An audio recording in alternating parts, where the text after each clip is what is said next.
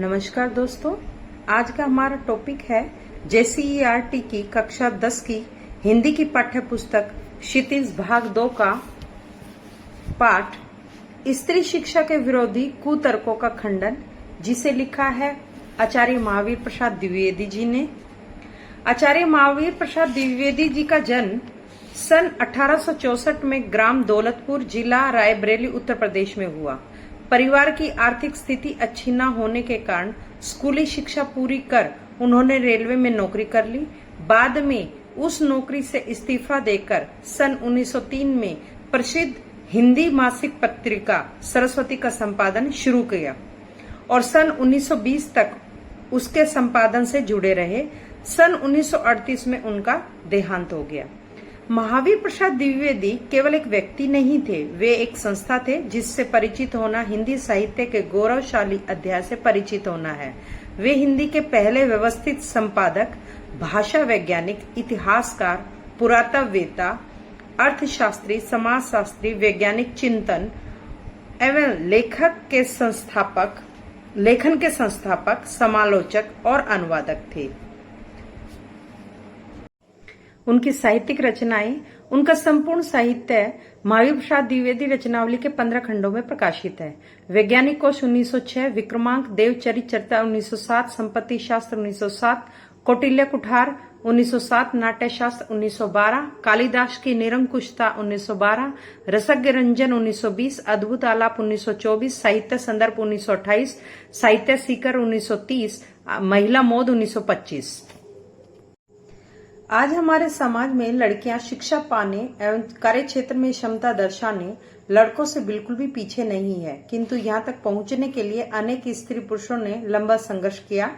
नवजागरण काल के चिंतकों ने मात्र स्त्री शिक्षा ही नहीं बल्कि समाज में जनतांत्रिक एवं वैज्ञानिक चेतना के संपूर्ण विकास के लिए अलग जगाया।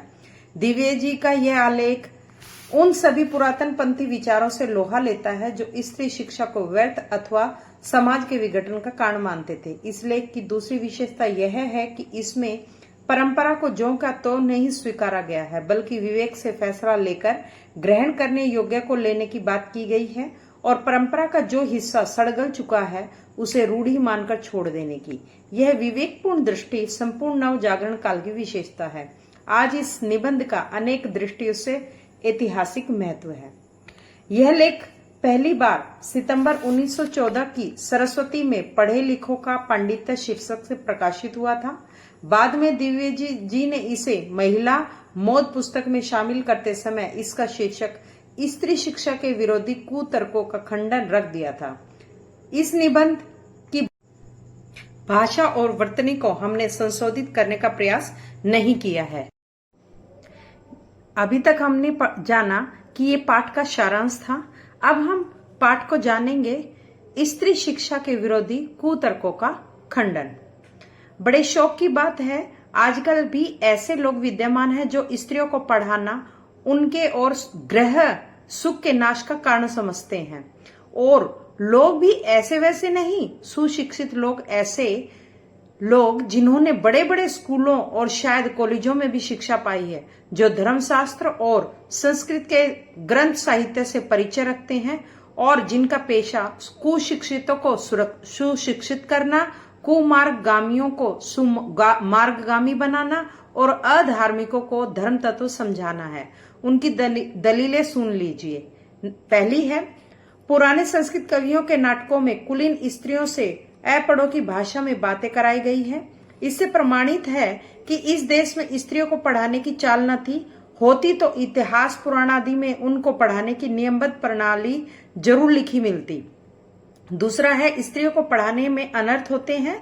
शकुंतला इतना कम पढ़ी थी कि गवारों की भाषा में मुश्किल से एक छोटा सा श्लोक वह लिख सकी थी। तिस पर भी उसकी इस इतनी कम शिक्षा ने भी अनर्थ कर डाला। शकुंतला ने जो कटु वाक्य दुष्यंत को कहे वह इस पढ़ाई का ही दुष्परिणाम था। तीसरा, जिस भाषा में शकुंतला ने श्लोक रचा था वह अपढ़ों की भाषा थी, अतएव नागरिकों की भाषा की बात तो दूर, अपढ़ गवारों की भी भाषा पढ़ाना स्त्रियों को बर्बाद करना है। इस तरह की दलीलों का सबसे अधिक प्रभावशाली उत्तर उपेक्षा ही है। तथापि हम दो चार बातें लिखे देते हैं। नाटकों में स्त्रियों का प्राकृत बोलना उनके अपढ़ होने का प्रमाण नहीं, अधिक से अधिक इतना ही कहा जा सकता है कि वे संस्कृत न बोल सकती थी। संस्कृत न बोल सकना न अपढ़ होने का सबूत है और न गंवार होने का। अच्छा, तो उत्तर रामचरित में ऋषियों की वेदांत वादिनी पत्नियां कौन सी भाषा बोलती थी? उनकी संस्कृत क्या कोई गंवारी संस्कृत थी? भवभूति और कालिदास आदि के नाटक जिस जमाने के हैं, उस जमाने में शिक्षितों का समस्त समुदाय संस्कृति ही बोलता था। इसका प्रमाण पहले कोई दे ले, तब प्राकृत बोलने वाली स्त्रियों को अपढ़ बताने का साहस करे। इसका क्या सबूत कि उसे जमाने में बोलचाल की भाषा प्राकृत न थी? सबूत तो प्राकृत के चलन के ही मिलते हैं। प्राकृत यदि उस समय की प्रचलित भाषा न होती तो बौद्धों और जैनों के हजारों ग्रंथ उसमें क्यों लिखे जाते, और भगवान शाक्य मुनि और उनके चेले प्राकृत में ही क्यों धर्मोपदेश देते? बौद्धों के त्रिपिटक ग्रंथ की रचना प्राकृत में किए जाने का एकमात्र कारण यही है कि उस जमाने में प्राकृत ही सर्वसाधारण की भाषा थी। अतः प्राकृत बोलना और लिखना अपढ़ और अशिक्षित होने का चिन्ह नहीं। जिन पंडितों ने गाथा सप्तशती, सेतुबंध महाकाव्य और कुमारपाल चरित्र आदि ग्रंथ प्राकृत में बनाए, वे यदि अपढ़ और गंवार थे तो हिंदी के प्रसिद्ध से प्रसिद्ध अखबार का संपादक इस जमाने में अपढ़ और गंवार कहा जा सकता है, क्योंकि वह अपने जमाने की प्रचलित भाषा में अखबार लिखता है। हिंदी, बांग्ला आदि भाषाएं आजकल की प्राकृत हैं। शोरसैनी, मागधी, महाराष्ट्री और पाली आदि भाषाएं उस जमाने की थी। प्राकृत पढ़कर भी उस जमाने में लोग उसी तरह सभ्य, शिक्षित और पंडित हो सके थे जिस तरह की हिंदी, बांग्ला, मराठी आदि भाषाओं को पढ़कर इस जमाने में हम हो सकते हैं। फिर प्राकृत बोलना अपढ़ होने का सबूत है। यह बात कैसे मानी जा सकती है? जिस समाचार्यों ने नाट्य शास्त्र संबंधी नियम बनाए, उस समय सर्वसाधारण की भाषा संस्कृत न थी। चुने हुए लोग ही संस्कृत बोलते या बोल सकते थे। इससे उन्होंने उनकी भाषा संस्कृत और दूसरे लोगों तथा स्त्रियों की भाषा प्राकृत रखने का नियम कर दिया। पुराने जमाने में स्त्रियों के लिए कोई विश्वविद्यालय न था। फिर नियमबद्ध प्रणाली का उल्लेख आदि पुराणे में न मिले तो क्या आश्चर्य है? और उल्लेख का उसका कहीं रहा हो पर नष्ट किया गया हो तो? पुराने जमाने में विमान उड़ते थे, बताइए उनके बनाने की विद्या सिखाने वाला कोई शास्त्र? बड़े बड़े जहाजों पर सवार होकर लोग द्वीपांतरों को जाते थे, दिखाइए जहाज बनाने की नियमबद्ध प्रणाली के दर्शक ग्रंथ। पुराण आदि में विमानों और जहाजों द्वारा की गई यात्राओं के हवाले देखकर उनका अस्तित्व तो हम बड़े गर्व से स्वीकार करते हैं, परंतु पुराने ग्रंथों में अनेक प्रगल्भ पंडिताओं के नामों उल्लेख देखकर भी कुछ लोग भारत की तत्कालीन स्त्रियों को मूर्ख, अपढ़ और गंवार बताते हैं। इस तर्क शास्त्रज्ञता और इस न्यायशीलता की बलिहारी वेदों को प्राय सभी हिंदू ईश्वर कृत मानते हैं। ईश्वर तो वेद मंत्रों की रचना अथवा उनका दर्शन विश्वरा आदि स्त्रियों से करावे और हम उन्हें ककहरा पढ़ाना भी पाप समझे। शीला और विजया आदि कौन थी? वे स्त्री थी या नहीं? बड़े बड़े पुरुष कवियों से आदृत हुई है या नहीं? सारंगधर पद्धति में उनकी कविता के नमूने हैं या नहीं? बौद्ध ग्रंथ त्रिपिटक के अंतर्गत थेरी गाथा में जिन सैकड़ों स्त्रियों की पद्य रचना उद्धृत है, वे क्या अपढ़ थी? जिस भारत में कुमारिकाओं को चित्र बनाने, नाचने, गाने, बजाने, फूल चुनने, हार गूंथने, पैर मलने तक की कला सीखने की आज्ञा थी, उनको पढ़ने लिखने की आज्ञा न थी। कौन विज्ञ ऐसी बात मुख से निकालेगा? और कोई निकाले भी तो मानेगा कौन? अत्रि की पत्नी धर्म पर व्याख्यान देते समय घंटों को पांडित्य करे, गार्गी बड़े बड़े ब्रह्मवादियों को हरा दे, मंडन मिश्र की सह धर्मचारिणी शंकराचार्य के छक्के छुड़ा दे। गजब! इससे अधिक भयंकर बात और क्या हो सकेगी? यह सब पापी पढ़ने का अपराध है। न वे पढ़ती, न वे पूजनीय पुरुषों का मुकाबला करती। यह सारा दुराचार स्त्रियों को पढ़ाने का ही कुफल है, समझे? स्त्रियों के लिए पढ़ना कालकूट और पुरुषों के लिए पीयूष का घूट। ऐसी ही दलीलों और दृष्टांतों के आधार पर कुछ लोग स्त्रियों को अपढ़ रखकर भारतवर्ष का गौरव बढ़ाना चाहते हैं। मान लीजिए कि पुराने जमाने में भारत की एक भी स्त्री पढ़ी लिखी न थी, न सही उस समय स्त्रियों को पढ़ाने की जरूरत न समझी गई होगी, पर अब तो है, अतएव पढ़ाना चाहिए। हमने सैकड़ों पुराने नियमों, आदेशों और प्रणालियों को तोड़ दिया है या नहीं? तो चलिए स्त्रियों को अपढ़ रखने की इस पुरानी चाल को भी तोड़ दें। हमारी प्रार्थना तो यह है कि स्त्री शिक्षा के विपक्षियों को क्षण भर के लिए भी इस कल्पना को अपने मन में स्थान न देना चाहिए कि पुराने जमाने में यहाँ की सारी स्त्रियां अपढ़ थी अथवा उन्हें पढ़ने की आज्ञा न थी। जो लोग पुराणों में पढ़ी लिखी स्त्रियों के हवाले मांगते हैं, उन्हें मद भागवत 10वें स्कंद के उत्तरार्ध का 53वां अध्याय पढ़ना चाहिए। उसमें रुक्मणी हरण की कथा है। रुक्मणी में जो लंबा चौड़ा पत्र एकांत में लिखकर एक ब्राह्मण के हाथ श्री कृष्ण को भेजा था, वह तो प्राकृत में न था। उसके प्राकृत में होने का उल्लेख भागवत में तो नहीं।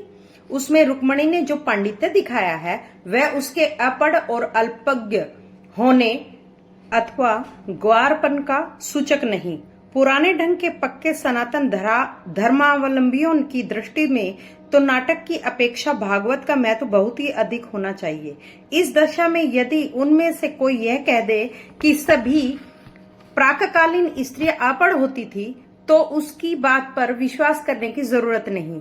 भागवत की बात यदि पुराणकार या कवि की कल्पना मानी जाए तो नाटकों की बात उससे भी गई बीती समझी जानी चाहिए।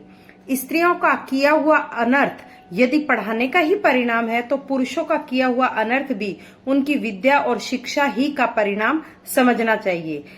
बम के गोले फेंकना, नर हत्या करना, डाके डालना, चोरियां करना, घूस लेना, ये सब यदि पढ़ने लिखने का ही परिणाम है तो सारे कॉलेज, स्कूल और पाठशालाएं बंद हो जानी चाहिए।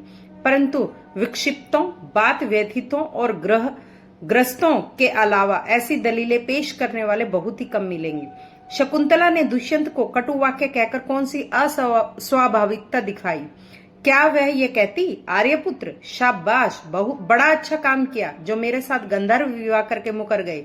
नीति, न्याय, सदाचार और धर्म की आप प्रत्यक्ष मूर्ति हैं। पत्नी पर घोर से घोर अत्याचार करके जो उससे ऐसी आशा रखते हैं, वे मनुष्य स्वभाव का किंचित भी ज्ञान नहीं रखते। सीता से अधिक साध्वी स्त्री नहीं सुनी गई होगी। जिस कवि ने शकुंतला नाटक में अपमानित हुई शकुंतला से दुष्यंत के विषय में दुर्वाक्य कहाया है, उसी ने परित्यक्त होने पर सीता से रामचंद्र के विषय में क्या कहाया है, सुनिए। वाचस्तव्या मदवचनात् स राजा वैनौ विशुदामति यत् समक्षम माम लोकवाद श्रवणाद हासी श्रुतस्य तत्किंव सदृशम कुलस्य। लक्ष्मण, जरा उस राजा से कह देना कि मैंने तो तुम्हारी आंख के सामने ही आग में कूदकर अपनी विशुद्धता साबित कर दी थी। तिस पर भी लोगों के मुख से निकला मिथ्यावाद सुनकर ही तुमने मुझे छोड़ दिया। क्या यह बात तुम्हारे कुल के अनुरूप है, अथवा क्या यह तुम्हारी विद्वता या महता को शोभा देने वाला है? सीता का यह संदेश कटु नहीं तो क्या मीठा है? राजा मात्र कहकर उनके पास अपना संदेश भेजा। यह उक्ति न किसी गवार स्त्री की, किंतु महाब्रह्म ज्ञानी राजा जनक की लड़की और मनवादी महर्षियों के धर्मशास्त्र का ज्ञान रखने वाली रानी की। नृपस्य वृणाश्रम पालनम यत् स एव धर्मो मनुना प्रणीतः। सीता की धर्मशास्त्र ज्ञता का यह प्रमाण वहीं आगे चलकर कुछ ही दूर पर कवि ने दिया है।